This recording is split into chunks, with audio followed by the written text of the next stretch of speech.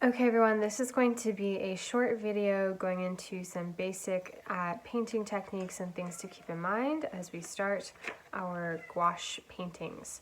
So of course you're going to want to get out your gouache. You want to have something to use as your palette. This palette is something that you're putting your paint down onto and that you can be mixing colors. These are the colors I mixed for my color wheel. So you want something that can give you a bit of space to be mixing colors out. You can also take multiple lids and have that as a surface area for mixing. Okay, of course your brushes, and we have a couple of different kinds of brushes here. We have our fan brush, which will be good for making interesting textures, things that look like foliage or grass. There is the liner brush, which has a bit of an angle to it up here. It's great for fine lines and detail. We have a couple of different round brushes. So the round brushes are also great for fine lines, detail, and you can be pressing them down to get a thicker line. You can go from a really thin line to a thick line. So there's nice variety there. Okay, so those are our brushes. You're also going to need paper towels. So you'll need this throughout the entire process. So just get a little stack of paper towels to have by you. And then of course a container of water. Gouache is water soluble, meaning we need to be adding some water to the paint to be painting with it. So you'll want to keep a container of water right by you.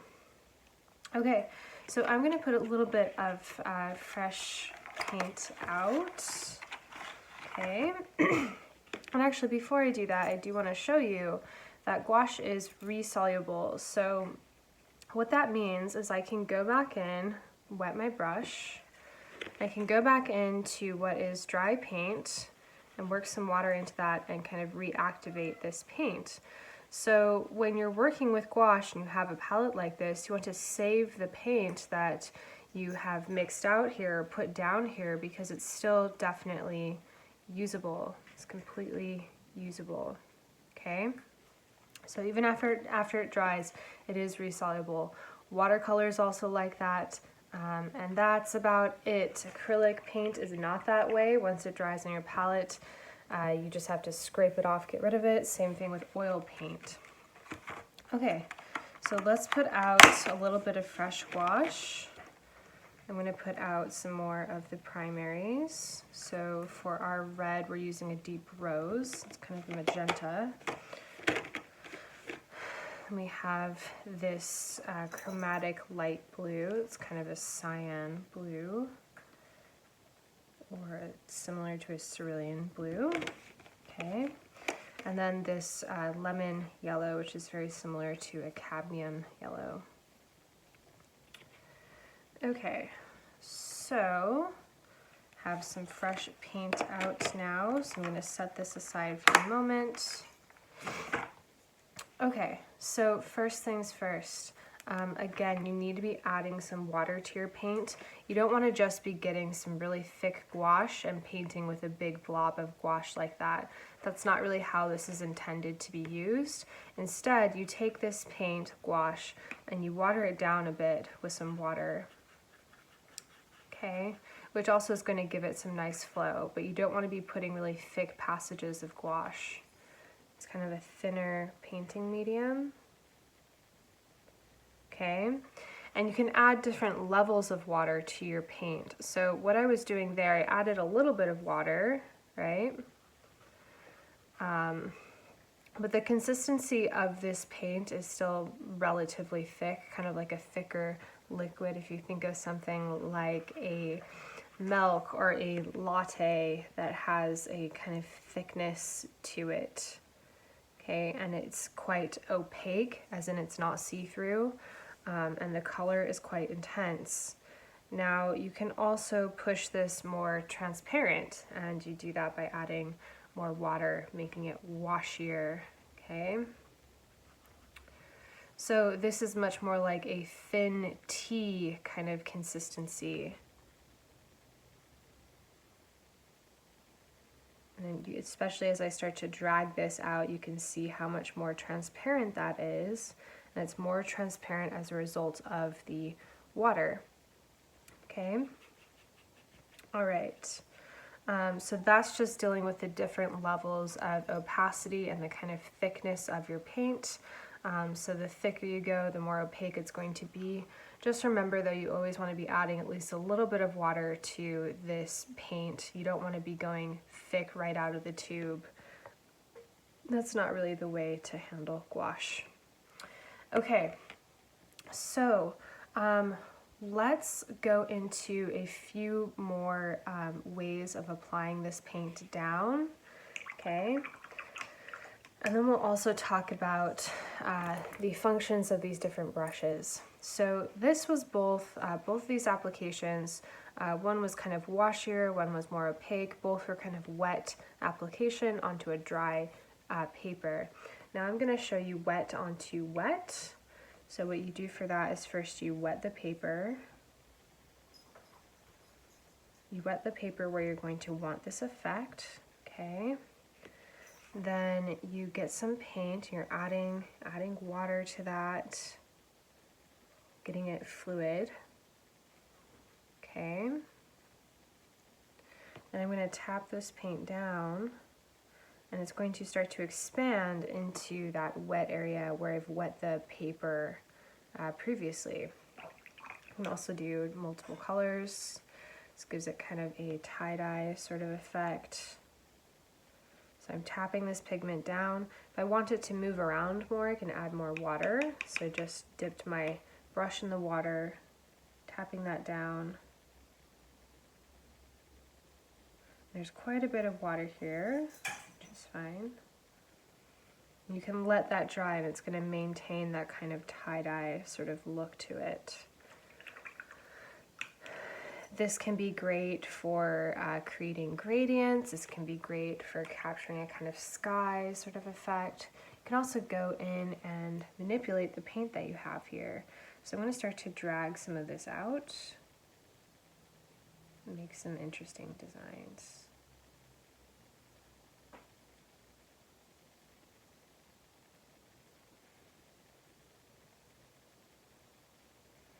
Okay, so this is wet into wet, and if you want to go in and intensify a color more, you grab more paint on your brush. You can tap that down into the area where it's wet, and it will stay, when you're tapping this paint down and the paint's expanding, it's going to stay just where that water is. So you'll see that it will go up to that edge of where there's the wet area and then the dry area. It's going to stop when it's reaches the dry area. So you can even kind of make a specific shape. So let's say, for example, you want to do a star and you want this kind of tie-dye effect in there. So first you draw that star with water. Okay, draw that in, and then you fill in that interior where you want this tie-dye effect to be this wet into wet effect. Okay, and then you're grabbing that paint, getting it nice and fluid, and tapping it down, and it will stay within that wet area that you've drawn out. So that paint will only expand into where the water has been applied.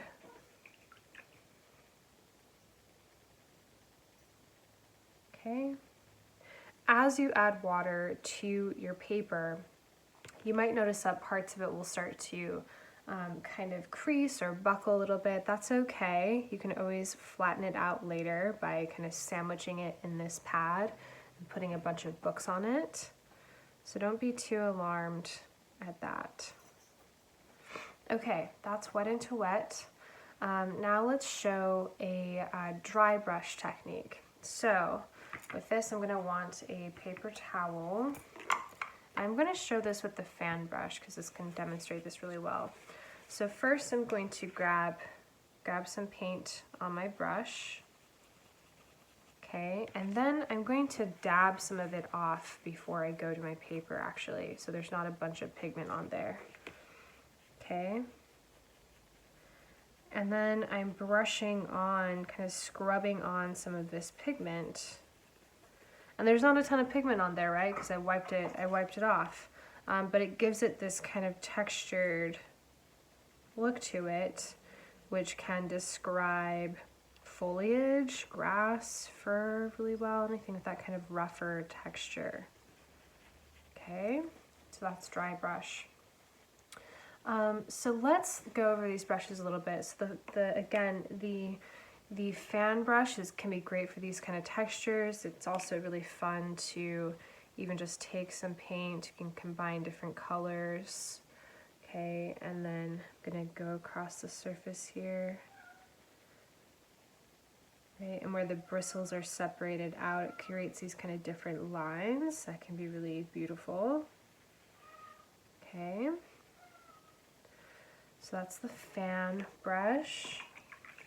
And in between moments where I'm painting, if I'm done with the brush, you just want to kind of wash it off in the water and wipe it down with a paper towel.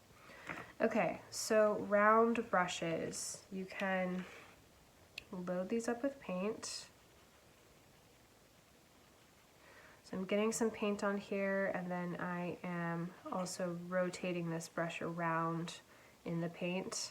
It's part of why it's also called a round brush, because you can rotate it all the way around.